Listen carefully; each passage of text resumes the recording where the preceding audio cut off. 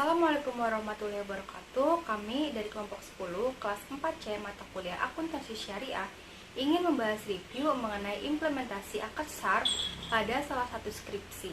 Adapun kelompok anggota kami yaitu Azizah Ananda Putri, Devika Rahmawati, Nabila Putri Koirunisa, dan Siti Aprilianisari. Baik, kelompok kami akan membahas tentang skripsi. Yang pertama ada pendahuluan, yang kedua ada tinjauan pustaka, yang ketiga ada metode penelitian, yang keempat hasil penelitian, dan yang kelima adalah penutup. Selanjutnya, analisis sistem pertukaran valuta asing akad Al-Saf pada PT Bank Syariah Mandiri KCP Makassar Unisuf. Nama peneliti Ikram Miftahul Jannah dengan NIM 1057311320016. Tahun penelitiannya yaitu tahun 2016. Objek penelitian yaitu sistem pertukaran valuta asing akad Al-Saf. Lokasi penelitian PT Bank Syariah Mandiri KCP Makassar Unismuh. Bab 1. Pendahuluan. Pada bab 1 ini kita akan membahas mengenai latar belakang, rumusan masalah, tujuan penelitian, dan manfaat penelitian. Latar belakang. Sarana pertukaran mata uang mengharuskan adanya kesetaraan nilai mata uang dari suatu negara dengan negara lain untuk memenuhi kebutuhan hidup terhadap perolehan barang maupun jasa. Keterlibatan bank syariah dalam transaksi valuta asing harus mempunyai pedoman kerja opsional agar mempunyai akses luar untuk masuk di perdagangan valuta asing. Pedoman kerja operasional tersebut harus tidak bertentangan dengan prinsip-prinsip syariah Islam 5 dan tidak keluar dari ketentuan yang telah ditetapkan oleh Dewan Syariah Nasional Majelis Ulama Indonesia. Berdasarkan latar belakang di atas, maka penulis tertarik untuk melakukan pengkajian mengenai praktik valuta asing pada salah satu sektor perbankan syariah dilihat dari perspektif Islam dalam judul analisis sistem pertukaran valuta asing akad Al-Saf pada PT Bank Syariah Mandiri KCP Makassar Unismuh.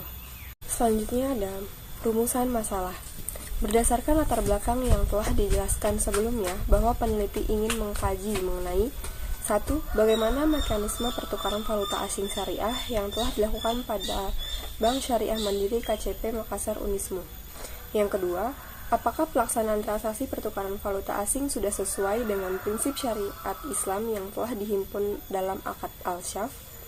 Selanjutnya ada tujuan penelitian, di mana tujuan penelitian ini adalah untuk mengetahui mekanisme pertukaran valuta asing yang telah dilakukan pada Bank Syariah Mandiri KCP Makassar Unisuf.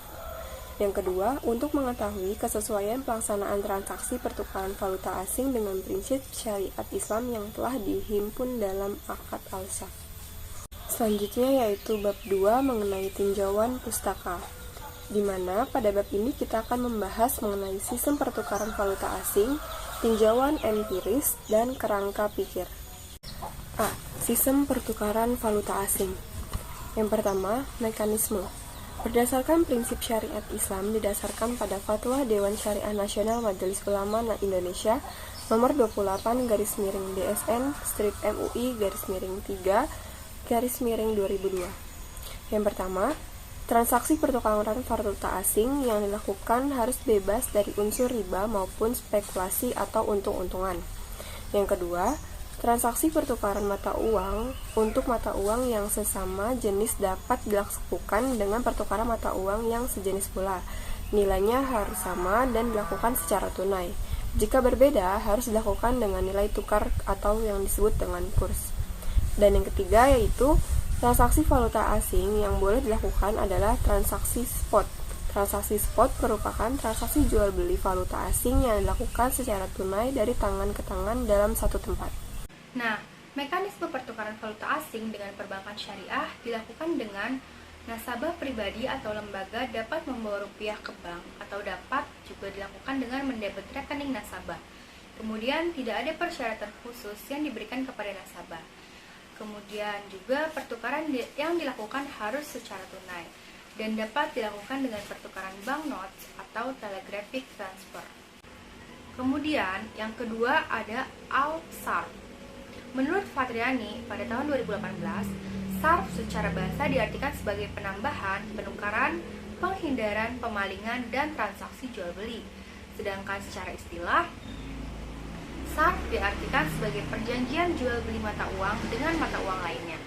Menurut Widyarti et al. 2017, perdagangan valuta asing akad SARF dianalogikan dengan pertukaran emas dan perak dalam artian mata uang rupiah tidak boleh dipertukarkan dengan mata uang rupiah kecuali memiliki nilai yang sama. Apabila jenisnya berbeda, maka harus dilakukan dengan tunai. Kemudian ada landasan hukum transaksi SARF.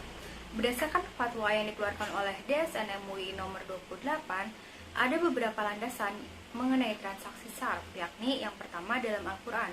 Firman Allah Quran Surat Al-Baqarah yang artinya, dan Allah telah menghalalkan jual beli dan mengharamkan riba. Kemudian yang kedua, dalam hadis berdasarkan fatwa DSN MUI nomor 28, dijelaskan ada beberapa hadis dari sabda Rasulullah SAW mengenai hukum as-sarf. Di antaranya 1.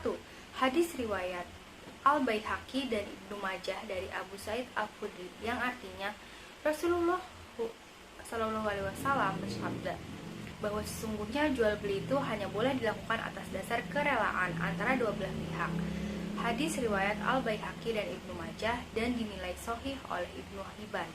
Kemudian yang kedua ada hadis Nabi riwayat Muslim dari Bara' bin Azib dan Zaid bin Arqam yang artinya Rasulullah SAW bersabda melarang menjual perak dengan emas secara piutang atau tidak tunai. Kemudian yang ketiga ada hadis Nabi riwayat Muslim, Abu Daud At-Tirmizi dan Ibnu Majah dengan teks Muslim dari Ubadah bin As-Samit. Nabi SAW bersabda yang artinya jualah emas dengan emas, perak dengan perak, gandum dengan gandum, syair dengan syair, kurma dengan kurma, dan garam dengan garam, dengan syarat harus sama dan sejenis serta tunai. Nah, jika sejenisnya berbeda, jualah sekehendakmu jika dilakukan secara tunai. Kemudian yang keempat ada hadis Nabi riwayat Muslim, At-Tirmizi, An-Nasai, Abu Daud, Ibnu Majah, dan Ahmad dari Umar bin Al-Khattab. Nabi Shallallahu Alaihi Wasallam bersabda, yang artinya jual beli emas dengan perak adalah riba kecuali dilakukan secara tunai. Kemudian yang kelima ada hadis Nabi riwayat Muslim dari Abu Sa'id Al-Khudri. Nabi Shallallahu Alaihi Wasallam bersabda, artinya janganlah kamu menjual emas dengan emas kecuali sama nilainya, dan janganlah menambahkan sebagian atas yang lain. Janganlah menjual perak dengan perak kecuali sama nilainya, dan janganlah menambahkan sebagian atas sebagian yang lain, dan janganlah menjual emas dengan perak tersebut yang tidak tunai dengan yang tunai. Kemudian yang keenam, Nabi Shallallahu Alaihi Wasallam bersabda, yang artinya sul atau penyelesaian sengketa melalui musyawarah untuk mufakat dapat dilakukan di antara kaum muslimin, kecuali sul yang mengharamkan yang halal atau menghalalkan yang haram, dan kaum muslimin terikat dengan syarat-syarat mereka, kecuali syarat yang mengharamkan yang halal atau menghalalkan yang haram. Hadis riwayat At-Tirmizi dari Amr bin Auf. Kemudian ada transaksi falas dalam perdagangan Islam. Transaksi falas dalam Islam tidak boleh mengandung unsur satu riba atau bunga, di mana suatu jenis transaksi jual beli yang menggambarkan adanya kelebihan dengan cara tertentu yang bertentangan dengan dasar-dasar penetapan syariat Islam. Kemudian kedua, tidak boleh melakukan jual beli yang mengandung penipuan atau gharar, di mana pembelian dan penjualan yang ada unsur penipuan adalah perkara yang tidak dibolehkan dalam Islam karena menzalimi salah satu pihak. Yang ketiga ada prinsip masyir, yaitu perjudian. Transaksi jual beli mata uang saat ini mengeluarkan jumlah yang besar dengan harapan memperoleh keuntungan di masa yang akan datang tanpa bekerja dan berusaha. Kemudian yang keempat ada prinsip juhala, yaitu ketidakpastian. Apabila salah satu pihak mensyaratkan adanya tenggat waktu, maka akad ini tidak sesuai dengan akad SARF karena tidak adanya kejelasan waktu yang dilakukan antara orang yang bertransaksi tersebut. Kemudian yang ketiga ada perlakuan akuntansi untuk transaksi mata uang asing. Adapun metode pencatatannya yaitu sebagai berikut. Yang pertama, transaksi mata uang asing dijabarkan ke dalam mata uang rupiah menggunakan kurs penutupan yang ditetapkan oleh Bank Indonesia, yakni kurs tengah dari rata-rata kurs pembelian dan kurs penjualan mengacu pada kurs returs pukul 4 waktu Indonesia Barat setiap hari. Kemudian yang kedua, satu jenis mata uang atau single currency merupakan transaksi mata uang asing dengan membukukan secara langsung terhadap mata uang yang digunakan perbankan Indonesia, yakni rupiah. Yang ketiga, pengakuan laba atau rugi dari jual beli dilakukan pada saat terjadi transaksi atau saat revaluasi. Revaluasi dapat dilakukan pada akhir hari maupun bulan atau berdasarkan pada kebijakan bank yang bersangkutan. Kemudian yang keempat, pencatatan beban dan pendapatan mata uang asing dilakukan apabila menggunakan single currency, maka seluruh beban dan pendapatan dalam mata uang asing dicatat dalam rupiah. Kemudian yang keempat, ada perhitungan kurs mata uang asing. Transaksi mata uang asing merupakan transaksi yang didominasi oleh mata uang dari negara lain. Kegiatan yang dapat menimbulkan transaksi ini terjadi seperti: 1. Transaksi yang menimbulkan pinjaman dana yang penyelesaiannya dilakukan dalam mata uang asing. Yang kedua, transaksi pembelian dan penjualan baik barang maupun jasa yang harganya didominasi oleh mata uang asing. Yang ketiga, perusahaan yang terikat dalam satu perjanjian yang berkaitan dengan valuta asing seperti melakukan tujuan lindung nilai. Dan yang keempat, transaksi mendapatkan atau melepaskan aktiva yang jumlahnya didominasi oleh mata uang asing. Kemudian yang kelima, ada valuta asing atau falas. Ada beberapa cara yang dapat dilakukan dalam bertransaksi falas, yakni yang pertama ada investasi fisik, yang berarti memegang lembaran mata uang asing secara fisik. Yang kedua ada surat berharga, diantaranya deposito berjangka falas sama dengan produk deposito berjangka rupiah, hanya saja diterbitkan dalam mata uang asing. Yang kedua ada reksadana falas. Sebelum melakukan transaksi ini, terlebih dahulu harus menyetor modal investasi dalam mata uang dolar maupun mata uang lainnya. Kemudian yang ketiga ada transaksi margin, di mana transaksi non fisik yang tidak ada pertukaran secara fisik. Transaksi tersebut tidak harus dilakukan melalui bursa sebagaimana perdagangan saham. Materi selanjutnya akan disampaikan oleh saya, Nabila Putri Khairunisa, terkait jenis-jenis pasar falas. Yang pertama ada spot market, yaitu pasar untuk melakukan transaksi pembelian dan penjualan falas dilakukan berdasar nilai tukar yang terjadi pada saat transaksi dan dilakukan secara tunai. Yang kedua ada forward market, pasar di mana transaksi pembelian dan penjualan falas dilakukan berdasar kurs forward. Kurs forward merupakan kurs yang harganya ditetapkan pada saat ini, tetapi diberlakukan untuk waktu yang akan datang. Yang ketiga ada future market, bentuk khusus dari pasar forward di mana transaksi pembelian dan penjualan falas dilakukan pada suatu bursa resmi. Pelaku-pelaku perdagangan falas. Yang pertama ada Bank Sentral. Bank Sentral negara berkepentingan terhadap forex market dengan tujuan untuk menstabilkan posisi nilai tukar. Yang kedua ada individu dan perusahaan, urusan ke luar negeri dalam kegiatan ekspor dan impor. Yang ketiga ada dealer bank dan non-bank sebagai penyedia falas untuk mendapatkan keuntungan dari selisih nilai jual dan nilai beli falas. Yang keempat ada komersial bank. Bank yang beroperasi bukan hanya memenuhi kebutuhan masyarakat dalam negeri, tetapi juga melakukan pelayanan jasa kebutuhan transaksi luar negeri. Selanjutnya kita akan membahas tentang bank syariah. Bank syariah yaitu bank yang dalam melakukan kegiatan operasinya berlandaskan pada prinsip syariah, di antaranya yang pertama yaitu pembiayaan berdasarkan prinsip bagi hasil atau mudharabah. Yang kedua ada pembiayaan berdasarkan prinsip penyertaan modal atau musyarakah. Yang ketiga ada prinsip jual beli barang dengan memperoleh keuntungan atau murabahah. Yang keempat pembiayaan barang modal berdasarkan sewa murni atau ijaroh. Dan yang kelima ada pilihan pemindahan kepemilikan atas barang yang disewa dari pihak bank oleh pihak lain. Lalu ada bank konvensional. Kegiatan operasinya berdasarkan kebiasaan yang sudah dipakai sejak dahulu, seperti metode bunga yang sudah menjadi penerapan sejak waktu-waktu yang lalu, dibandingkan metode bagi hasil yang lahir setelah diterapkannya metode.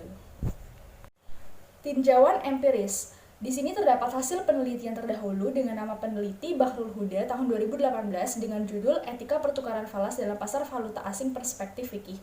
Metode yang dipakai yaitu studi pustaka.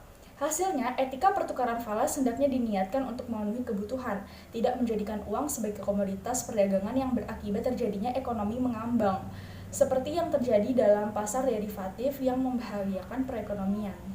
Kerangka berpikir.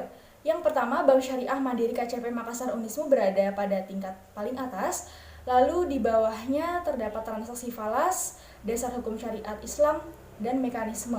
Dari mekanisme tersebut dihasilkan dua hasil penelitian, yaitu kesesuaian transaksi falas dengan prinsip syariat Islam dan transaksi falas secara syariat Islam. Selanjutnya kita memasuki bab 3, yaitu metode penelitian yang terdiri dari jenis, lokasi, sumber data, pengumpulan, instrumen, dan teknik analis dan penelitian.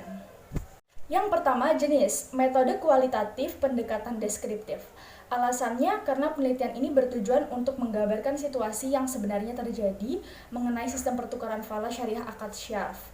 Yang kedua, fokus, meneliti mengenai mekanisme pertukaran falas syariah dan membandingkan kesesuaian pelaksanaan kegiatan transaksi falas dengan prinsip syariat Islam yang telah diatur dalam akad al-syarf.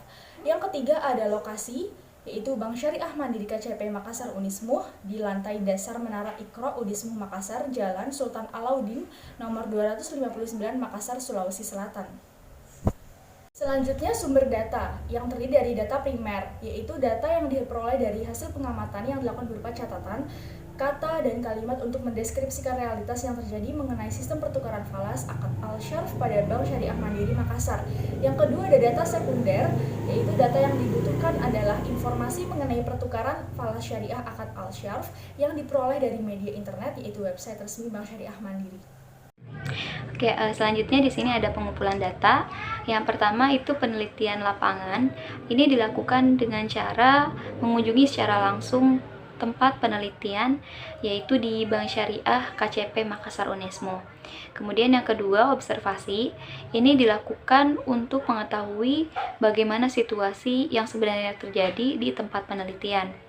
Peneliti terlibat langsung untuk mengamati cara kerja pertukaran falas akad al-syarf. Yang ketiga, wawancara.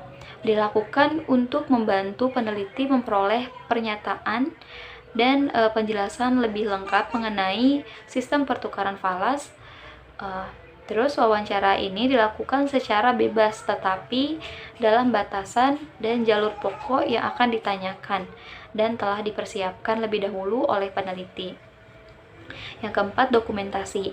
Dilakukan sebagai arsip yang bersifat gambar pada proses pengamatan mengenai sistem pertukaran falas akad al-syarf. Selanjutnya, instrumen penelitian sebagai alat yang digunakan dalam proses penelitian berguna untuk mengumpulkan, menyelidiki, memeriksa, mengolah, menganalisis, serta menyajikan data yang telah diperoleh secara objektif. Peneliti sendiri bertindak sebagai perencana yang menetapkan fokus penelitian serta pelaksanaan pengumpulan data, menganalisis data, dan menarik kesimpulan sesuai dengan fakta atau realitas yang diperoleh. Selanjutnya di sini ada bab 4, hasil penelitian dan pembahasan. Hasil penelitian yang pertama yaitu penelitian untuk menjawab rumusan masalah mengenai bagaimanakah mekanisme pertukaran valuta asing akad al-syarf pada Bank Syariah Mandiri KCP Makassar Unismuh. Dapat dilihat dari mekanisme pertukaran valuta asing akad al-syarf di bawah ini.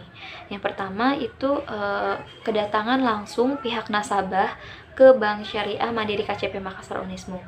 Untuk alurnya sendiri, pertama, nasabah baik individu ataupun perusahaan mengunjungi secara langsung Bank Syariah Mandiri KCP Makassar Unismuh. Kemudian bertemu dengan staf teller Bank Syariah Mandiri KCP Makassar Unismuh.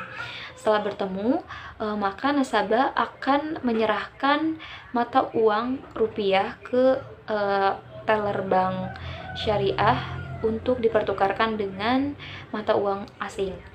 Setelah itu dilakukan pertukaran dan staf Bank Syariah Mandiri KCP Unismuh menyerahkan mata uang asing kepada nasabah dan transaksi selesai. Kemudian cara yang kedua itu pertukaran mata uang asing dengan pendebitan rekening nasabah. Alurnya yang pertama, posisi rekening nasabah itu dalam bentuk mata uang rupiah. Kemudian yang kedua, nasabah menghendaki mata uang rupiah yang dimilikinya untuk dilakukan pertukaran dengan mata uang asing. Setelah itu, staf teller Bank Syariah Mandiri KCP Makassar Unismuh akan melakukan pendebitan dari rekening nasabah yang bersangkutan untuk ditukarkan dengan mata uang asing. dan transaksi selesai. Yang ketiga itu pihak Bank Syariah Mandiri KCP Makassar Unismu melakukan kunjungan ke tempat-tempat manasik haji atau umroh. Adapun alurnya, pertama, pihak Bank Syariah Mandiri KCP Makassar Unismu mendatangi tempat manasik haji atau umroh. Kemudian di sana akan terjadi koordinasi antara pihak bank dengan travel rekanan Bank Syariah Mandiri KCP Makassar Unismu. Setelah itu, pihak Bank Syariah Mandiri KCP Makassar Unismu akan menyediakan stand atau tempat untuk melakukan pertukaran mata uang asing. Nah, di tempat itu pula nanti ada nasabah yang melakukan pertukaran mata uang asing dan transaksi selesai. Untuk hasil penelitian yang kedua yaitu penelitian untuk menjawab rumusan masalah mengenai apakah pelaksanaan transaksi pertukaran valuta asing sudah sesuai dengan prinsip syariat Islam yang telah dihimpun dalam Aqd Al-Sab. Nah, ini tuh dapat dilihat dari hasil wawancara yang telah dilakukan oleh peneliti dengan beberapa staf Bank Syariah Mandiri KCP Makassar Unismu, dan ada kesimpulan yang dapat diambil diantaranya yaitu pertama, Bank Syariah Mandiri KCP Makassar Unismu melakukan pertukaran valuta asing bebas dari riba atau bunga. Yang kedua, Bank Syariah Mandiri KCP Makassar Unismu melaksanakan transaksi pertukaran valuta asing dengan tidak dapat mengangsur penyerahan mata uang rupiah maupun mata uang asing lainnya yang dipertukarkan oleh pihak nasabah dan pihak BSM KCP Makassar Unismu. Yang ketiga, Bank Syariah Mandiri KCP Makassar Unismu melakukan penukaran mata uang untuk jenis yang sama dipertukarkan dengan nilai yang seimbang dan dilakukan secara tunai. Terus yang keempat, Bank Syariah Mandiri KCP Makassar Unismu melakukan penukaran mata uang dengan mengikuti nilai kurs pada saat transaksi dilakukan. Kemudian dikonfirmasikan ke Treasury BSM. Yang kelima, nilai penjualan dan nilai pembelian yang ditetapkan oleh pihak Bank Syariah Mandiri KCP Makassar Unismu berdasarkan atas persetujuan dengan nasabah, yang artinya akadnya sudah jelas. Yang keenam, Bank Syariah Mandiri KCP Makassar Unismu melakukan transaksi pertukaran mata uang asing tidak untuk berspekulasi, melainkan pertukaran mata uang asing dilakukan hanya sebatas kebutuhan nasabah terhadap jumlah mata uang asing. Yang terakhir, Bank Syariah Mandiri KCP Makassar Unismu melakukan transaksi pertukaran mata uang asing secara spot dengan batas waktu penyelesaian transaksi maksimal sampai jam 5 sore di hari yang sama. Di sini ada bab 5 penutup. Untuk kesimpulannya sendiri, yang pertama, pertukaran valuta asing pada Bank Syariah Mandiri KCP Makassar Unismu dilakukan dengan 3 cara. Yang pertama, kedatangan langsung pihak nasabah ke bank. Yang kedua, dilakukan dengan pendebitan rekening nasabah untuk dipertukarkan dengan valuta asing. Dan yang terakhir, pihak Bank Syariah Mandiri KCP Makassar Unismu melakukan kunjungan ke tempat manasik haji atau umroh. Untuk kesimpulan yang kedua, transaksi pertukaran valuta asing yang dilakukan pada Bank Syariah Mandiri KCP Makassar Unismu telah sesuai dengan prinsip syariat Islam yang telah dihimpun dalam Aqd Al-Sab. Selanjutnya di sini ada saran berdasarkan penelitian yang telah dilakukan oleh peneliti pada Bank Syariah Mandiri KCP Makassar Unismu, maka terdapat saran yang dapat diberikan peneliti. Di antaranya yang pertama, sebaiknya pihak Bank Syariah Mandiri KCP Makassar Unismu mensosialisasikan jasa pertukaran valuta asing kepada masyarakat bahwa pertukaran valuta asing dilakukan benar-benar sesuai dengan prinsip syariat Islam yang dihimpun dalam Aqd Al-Sab. Kemudian yang kedua, sebaiknya pihak Bank Syariah Mandiri KCP Makassar Unismu menambah ketersediaan jenis mata uang asing, jadi bukan hanya dalam bentuk rial saja. Saran yang ketiga yaitu untuk peneliti selanjutnya sebaiknya menambah indikator penelitian dengan meneliti mengenai penerapan akuntansi valuta asing pada perbankan syariah. Mungkin hanya itu saja yang dapat saya sampaikan. Saya kembalikan kepada moderator. Sekian hasil review dari salah satu skripsi mengenai akad sarf yang dapat kelompok 10 sampaikan. Kurang lebihnya mohon maaf. Wassalamualaikum warahmatullahi wabarakatuh.